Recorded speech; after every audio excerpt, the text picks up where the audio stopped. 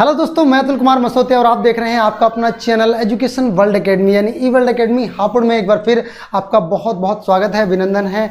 और दोस्तों जुड़ जाइए हमारे साथ। और आज हम बात करने वाले हैं, इसमें हमने पिछली वीडियो में चर्चा करी थी भारत के द्वीप एवं द्वीप समूह के बारे में हम लोग बात कर रहे थे। अब हम बात करेंगे कुछ भारत के ऐसे अन्य द्वीपों के बारे में जिनको जानना बेहद जरूरी है और जानेंगे पूरे इंटरेस्टेड तरीके से। देखते रहिए वीडियो को अंत तक, चूंकि इस वीडियो में वो सब देने वाला हूं जो आपको शायद ही किसी यूट्यूबर ने अब तक दिया होगा। जी हां, बिल्कुल दोस्तों, ये वादा करता हूं मैं आपसे, वो सब आपको दूंगा जो शायद ही किसी यूट्यूबर ने दिया होगा। चलिए दोस्तों डिस्कस करते हैं। जो लोग हमें पहली बार देख रहे हैं उनकी जानकारी के लिए बता दें, इस चैनल पर वीडियो ऑलरेडी डल चुकी हैं, आप उनको भी देख लीजिएगा। अगर आप सीक्वेंस में देखोगे तो और भी ज्यादा आनंद देने वाला है इस वीडियो के अंत तक। चलिए भाई बढ़ते हैं। आज हम बात करने वाले हैं भारतीय द्वीप एवं द्वीप समूह को लेकर।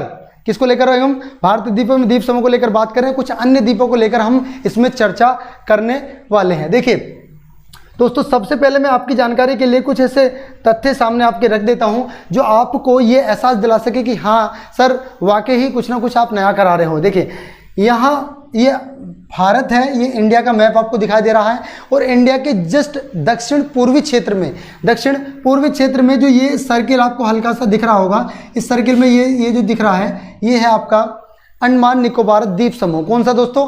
अंडमान निकोबार द्वीप समूह। और जो इसके दक्षिणी पश्चिम में पड़ता है, यहाँ पर दक्षिण पश्चिम में यहाँ जो पड़ता है वो आपका पड़ता है लक्षद्वीप द्वीप समूह। कौन सा पड़ता है दोस्तों? लक्षद्वीप द्वीप समूह इसमें पड़ता है और इन सभी को लेकर हम लोग बात करने वाले हैं। चलिए आज हम बात करेंगे कुछ ऐसे महत्वपूर्ण द्वीपों को लेकर, जैसे न्यूमोरो द्वीप को लेकर हम बात करेंगे, पारिक्योती द्वीप को लेकर बात करेंगे, नारकोंडम द्वीप को बात करेंगे, बैरन द्वीप कहाँ है, क्यों है, कैसे इसको बनाया गया, कैसे इसका निर्माण हुआ, हरिकोटा द्वीप की बात करेंगे, पंबन द्वीप की बात करेंगे, लक्षद्वीप की बात करेंगे। ठीक है, इन सारे द्वीपों को लेकर हम बात करने वाले हैं आज की इस वीडियो में। चलिए दोस्तों, सबसे पहले हमें जानना है रामेश्वर द्वीप के बारे में कि रामेश्वर द्वीप एक्चुअल में कहां पर है और ये किस लिए प्रसिद्ध है और इसको जानना क्यों जरूरी है। देखो रामेश्वर द्वीप जो है दोस्तों, वो भारत और श्रीलंका के मध्य में स्थित एक द्वीप है जिसको पंबन द्वीप के नाम से भी पुकारा जाता है। रामेश्वर द्वीप इसको भगवान राम के नाम पर रखा गया है ऐसा माना जाता है। और हिंदू धर्म ग्रंथों के अनुसार रामायण काल के दौरान भगवान राम को 14 वर्ष का वनवास हुआ था, तो वो वन में अपना निवास कर रहे थे। उसी दौरान माता सीता को रावण उठा कर ले गए थे। तो जब माता सीता को रावण उठा के ले गए थे श्रीलंका यानी लंका, तो लंका तक पहुंचने के लिए कोई साधन नहीं था। एक नदी बीच में पड़ी थी, एक समुद्र बीच में पड़ा था, जिसको पार करने के लिए एक पुल का निर्माण करा गया, जिसको बोला जाता है रामेश्वर द्वीप या आदम का पुल या एडम ब्रिज के नाम से इसको पुकारा जाता। तो यहाँ पर एक आदम का पुल भी आपको देखने को मिलेगा। ठीक है, जानेंगे बहुत सारी ऐसी धार्मिक बातें, ऐतिहासिक बातें और कुछ ऐसी व्यवहारिक बातें जो आपको और हमारे दोनों के लिए जाननी बेहद जरूरी है। देखिए रामेश्वर द्वीप या पंबन द्वीप भारत के प्रायद्वीपीय भाग है। कौन सा है दोस्तों? ये एक भारत का प्रायद्वीपीय भाग है जो कहाँ पर है दोस्तों? ये श्रीलंका के मध्य, ये भारत और श्रीलंका के मध्य एक द्वीप है। और द्वीप का हिस्सा जो है वो इसका प्रशासन तमिलनाडु राज्य के द्वारा होता है। क्योंकि भारत का जो सबसे दक्षिणी बिंदु है, मुख्य भूमि का दक्षिणी बिंदु जो कैप किमोरिन है या कन्याकुमारी है, वो तमिलनाडु में पड़ता है और वहीं से इसका आपका प्रशासन चलता है तमिलनाडु राज्य के द्वारा। ठीक है, रामनाथपुरम जिले के अधीन आता है ये वाला क्षेत्र। और रामेश्वरम नामक एक हिंदू तीर्थ नामक स्थान के द्वीप के नाम पर इसका नाम क्या पड़ा है दोस्तों? रामेश्वर द्वीप इसका नाम पड़ा है। चलिए दोस्तों बढ़ते हैं आगे को और कहानी को बयां करते हैं। देखिए थोड़ा सा चित्र के माध्यम से जान लेते हैं क्या है रामेश्वर द्वीप और ये कहाँ पड़ता है। देखिए ये हमारा भारत का हिस्सा है, ये वाला ये इंडिया का है। और ये आपको जो दिख रहा है इतने बड़े से क्षेत्र में, हालांकि कितना बड़ा है नहीं, ये आपका श्रीलंका है। क्या है दोस्तों?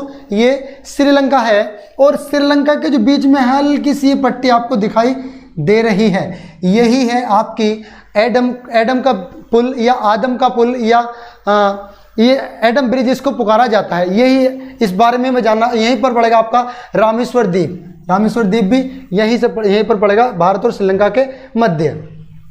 और थोड़ा सा स्पष्ट करने के लिए जानते हैं कुछ आगे के क्षेत्र के लिए।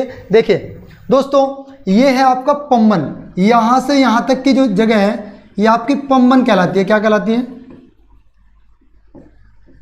ये आपकी पंबन द्वीप कहलाती है। थोड़ा सा इसको बारीक कर लेते हैं। ये आपकी पंबन द्वीप कहलाती है और ये ब्रिज ऑफ पम्बन के नाम से जाना जाता है। इससे आगे जैसे चलेंगे तो छोटा सा यहाँ पड़ता है रामेश्वरम। तो रामेश्वर तीर्थ स्थल के कारण इसको क्या पुकारा गया है, रामेश्वर द्वीप के नाम से इसको पुकारा गया है।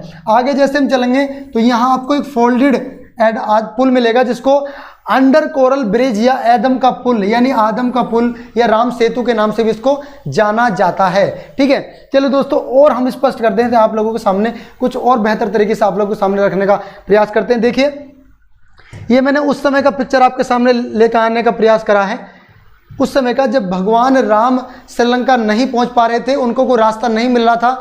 ठीक है, तो उस दौरान नल और नीर व्यक्ति ने भगवान राम का नाम लेकर पत्थर समुद्र में डाल दिए और एक पुल का निर्माण करा जिसको राम सेतु कहा गया, जिसको आदम का पुल कहा गया, जिसको एडम ब्रिज कहा गया। देखिए, ये हनुमान जी ये उड़ते हुए आपको दिखाई दे रहे हैं, ये आपके सामने पुल बन रहा है। हालांकि इतिहासकार इस बात को नकारते हैं लेकिन धार्मिक दृष्टि इस बात को स्वीकारती है। देखिए, अब मैं कुछ आपके सामने एक ऐसा दिखा रहा हूँ, एक पत्थर, ये एक ऐसा पत्थर है जो आपको पानी में तैरता हुआ दिख रहा है। तो हो सकता है उस समय भी ऐसा कुछ पानी में तैर सकने वाले पत्थर होंगे जिनको पानी में डाल दिया गया हो और पानी में तैरने लगे हों, जिस कारण उस पुल का निर्माण हुआ हो। ठीक है, चलिए दोस्तों, अगर वीडियो अच्छी लग रही हो तो लाइक और शेयर करते रहिएगा, वीडियो को अंत तक देखना, बहुत मजा आने वाला है इस वीडियो में।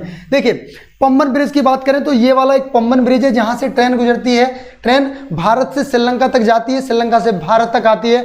एक महत्वपूर्ण बात जो इसकी सबसे बड़ी खूबसूरती है इस पुल की, ये पुल जब इसके नीचे से कोई जहाज गुजरता है, कोई बड़ा जहाज गुजरता है तो ये पुल खुल जाता है, यानी फोल्डेबल है, ये खुलने योग्य है। तो इस पुल को जानना इसलिए भी जरूरी है। चलिए, मैं कुछ ऐसा एक पिक्चर आपके सामने शो करता हूँ जिससे आपको एहसास हो जाएगा कि हाँ वाकई ऐसा है। देखिए, ये जो पिक्चर दिख रही होगी ये पुल है। जैसे इसके नीचे से कोई एक नाव गुजरी, ये आपके पीछे से नाव गुजरी और नाव जैसे इसके नीचे से गुजरी और नाव थोड़ी ऊंची है, समुद्र के स्तर से ऊपर टकराने का डर है तो उसको फोल्ड कर दिया जाता है, ऊपर खोल दिया जाता है, दोबारा जोड़कर इस पर ट्रेन को गुजारा जा सकता है। कितनी बेहतरीन टेक्निक इस पर लगाई है दोस्तों, बहुत ही शानदार जगह होगी, देखने लायक जगह है, कभी मौका मिला तो जाना जरूर।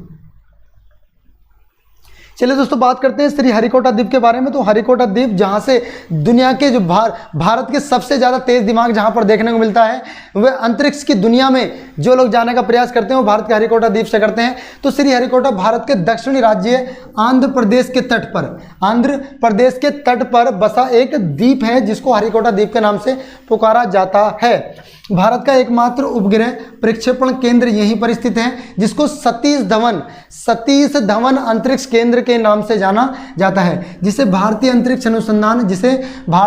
अनुसंधान द्वारा प्रयोग किया जाता है। क्या किसके द्वारा प्रयोग किया जाता है दोस्तों? भारतीय अंतरिक्ष अनुसंधान द्वारा प्रयोग किया जाता है। बहुचरण रॉकेट जैसे ध्रुवीय उपग्रह प्रक्षेपण यान और भूतकालीय या उपग्रह प्रक्षेपण यान का उपयोग कर इसका प्रयोग किया जा रहा है। चलिए, अब आपको बता दूं कि इसका कहां पर लोकेशन है। ये आपकी तटीय सीमा है भारत की और यहां से लेकर जो आपका सेलुरपेटा से लेकर यहाँ ये आपका देखने को मिलेगा। कौन सा द्वीप? आपका श्री हरिकोटा द्वीप। हरिकोटा द्वीप आपको इस तरीके से देखने को मिलेगा आंध्र प्रदेश के पूर्व में। चलिए, बढ़ते हैं कुछ आगे और जानते हैं कुछ नई बात इससे संबंधित। ये कि एक बोर्ड जो आपको दिखा रहा हूँ, एक ऐसा जो स्तंभ आपको दिखाया जा रहा है, जहां आप कभी घूमने के लिए जाएंगे तो आपको पता लग जाएगा कि सर वाकई बिल्कुल ये जगह है सतीश धवन अंतरिक्ष केंद्र, जिसको शॉर्ट में सार के नाम से भी पुकारा जाता है, जैसे सतीश धवन अंतरिक्ष सेंटर। ठीक है, तो SHAR सार के शॉर्ट फॉर्म के नाम से भी इसको जाना जाता है दोस्तों। चलिए, इससे संबंधित और बात जान लेते हैं। इसरो हमारे देश की एक ऐसी संस्था है, इसरो आप जानते होंगे इंडियन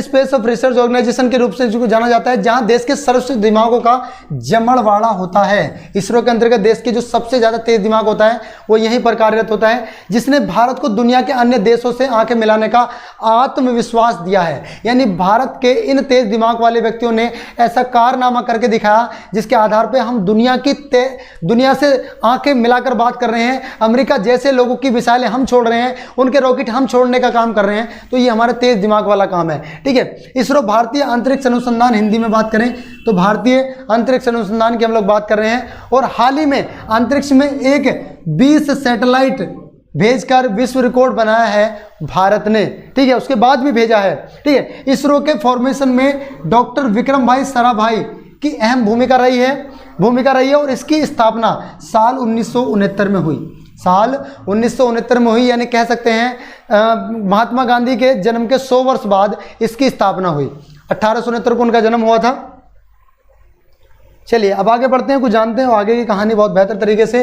तो भारत के तटीय अंतरिक्ष अनुसंधान संगठन इसरो ने एक 104 सैटेलाइट, एक 20 सैटेलाइट के बाद 104 सैटेलाइट का सफल मिशन लॉन्च कर विश्व रिकॉर्ड धारण कर लिया दोस्तों, विश्व रिकॉर्ड बना दिया है, जिसमें रूस और अमेरिका जैसों की भी मिसाइलों को हमने छोड़ने का, उपग्रह को हमने छोड़ने का काम करा है। इनमें से 3 भारत के हैं जबकि 101 विदेशी हैं। देखो दोस्तों कितनी बेहतर बात है, भारत के केवल 3 और 101 जो है वो विदेशी हैं जिनको हमने लॉन्च करा है, वहाँ पर भेजा है जहाँ पर वो खुद भेजने में बहुत ज़्यादा खर्चे में भेज रहे थे। ऐसा नहीं कि वो सक्षम नहीं थे, सक्षम है, लेकिन वो अगर 100 रुपये में भेज रहे थे तो हमने उसको 20 से 15 रुपये में भेजने का काम किया है। ये भारत की सफलता है। पिछले कुछ सालों में, पिछले कुछ वर्षों में इसरो ने विज्ञान के क्षेत्र में राष्ट्रीय ही नहीं बल्कि अंतर्राष्ट्रीय स्तर पर अपनी एक अलग पहचान बना ली है। दोस्तों क्यों नहीं बनेगी अलग पहचान, जब हम विश्व गुरु अमेरिका, दुनिया का चौधरी कहा जाने वाला अमेरिका के हम उपग्रह हम भेज रहे हैं, तो ये भी बहुत ज़्यादा जरूरी है। देखिए ये मैं आपको चित्र दिखा रहा हूं जहां से आपको ये मिसाइल अंदर डाली जाएगी और उसको फिर अंतरिक्ष में भेजने का काम किया जाएगा। चलिए बात करते हैं दोस्तों न्यूमोरे द्वीप की। तो न्यूमोरे द्वीप क्या है, इस बात को समझ लीजिएगा। भारत और बांग्लादेश के बीच बंगाल की खाड़ी में स्थित है। बंगाल की खाड़ी में स्थित द्वीप को क्या कहा जाता है दोस्तों, न्यूमोरे द्वीप के नाम से पुकारा जाता है। बंगाल की खाड़ी में न्यूमोरे द्वीप के नाम से इसको पुकारा जाता है और पानी में ये वर्तमान में क्या हो गया, पानी में डूब गया है। सबसे बड़ी बात, इस द्वीप को लेकर भारत और बांग्लादेश के बीच झगड़े का कारण बनी हुई थी। It is the bone of contention between Bangladesh and India. ये भारत और बांग्लादेश के बीच एक झगड़े की जड़ थी। कुदरत ने इस झगड़े की जड़ को खुद ही समाप्त कर दिया, वर्तमान में पानी में डूब गया है, तो उसके लेकर झगड़ा नहीं है अभी हमारे भारत और बांग्लादेश के बीच, ठीक है। जबकि बांग्लादेशी से दक्षिणी तलछटी का, यानी समझ लीजिएगा इस द्वीप को भारत में न्यूमोरे या पुरबासा कहा जाता है। क्या कहा जाता है, न्यूमोरे या पुरबासा के नाम से इसको जाना जाता है, जबकि बांग्लादेश में इसे तलछट्टी के नाम से जाना जाता है। देखो 3 नाम हो गए दोस्तों इसके, बांग्लादेश वाले तलछट्टी और भारत में पुरबासा और न्यूमोरे द्वीप के नाम से इसको जानते हैं हम। सालों से दोनों देश एक द्वीप पर झगड़ा करते रहे, पानी में डूबने के कारण इसका झगड़ा खत्म हो गया है, तो इसलिए इसके बारे में ज़्यादा बात करनी भी अब उचित नहीं है। चलिए दोस्तों बढ़ते हैं आगे की ओर। अब बताते हैं आपको न्यूमोरे द्वीप कहाँ पड़ता है। न्यूमोरे द्वीप पड़ता है आपको यहाँ पर आपको न्यूमोरे द्वीप मिलेगा। ये आपकी मैप के आधार पर लोकेशन है जो मैं आपको दिखा रहा हूँ। चलिए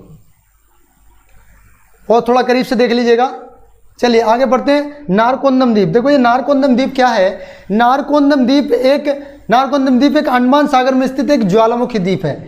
एक ज्वालामुखी द्वीप है नारकोंदम द्वीप। ये कहाँ पर है, अंडमान सागर में स्थित एक ज्वालामुखी द्वीप है। इसकी मुख्य चोटी समुद्र तल से लगभग 710 मीटर की ऊंचाई पर है।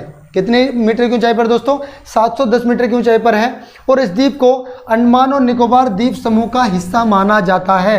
अंडमान और निकोबार द्वीप समूह का हिस्सा माना जाता है। वो भारतीय भूवैज्ञानिक सर्वेक्षण के द्वारा अगर बात करें तो ये एक प्रसुप्त ज्वालामुखी है। प्रसुप्त ज्वालामुखी जो लगातार धीरे धीरे इसमें कुछ ना कुछ उत्कलन होता रहता है, ये बढ़ता रहता है।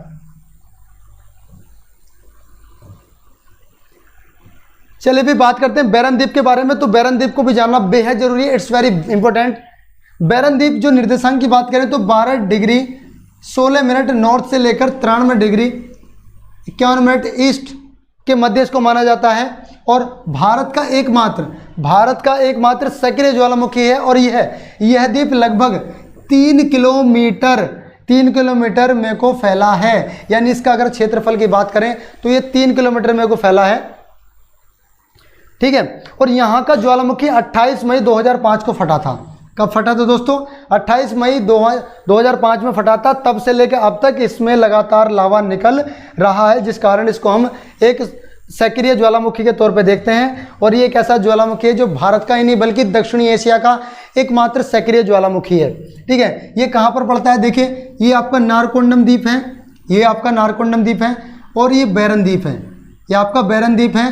ये आपका अंडमान निकोबार के पूर्व दिशा में पड़ेगा। ये आपको पूरा चित्र में दिखा रहा हूं, जिसके माध्यम से आप लोग देख सकते हैं कि इसकी एक्चुअल में लोकेशन पड़ती कहां पर है।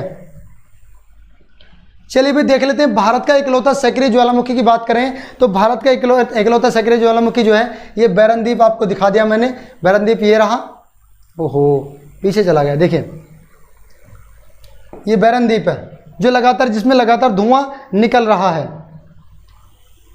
देखिए एक सालसेट द्वीप है। सालसेट द्वीप की जो बात करें तो सालसेट द्वीप हमारे लिए जानने इसलिए भी जरूरी है क्योंकि भारत की फिल्मी नगरी बॉलीवुड के जो दुनिया है भारत में, वो मुंबई है, और मुंबई जिस द्वीप पर बसा हुआ है वो है आपका सालसेट द्वीप। यह द्वीप भारत के महाराष्ट्र प्रदेश में है।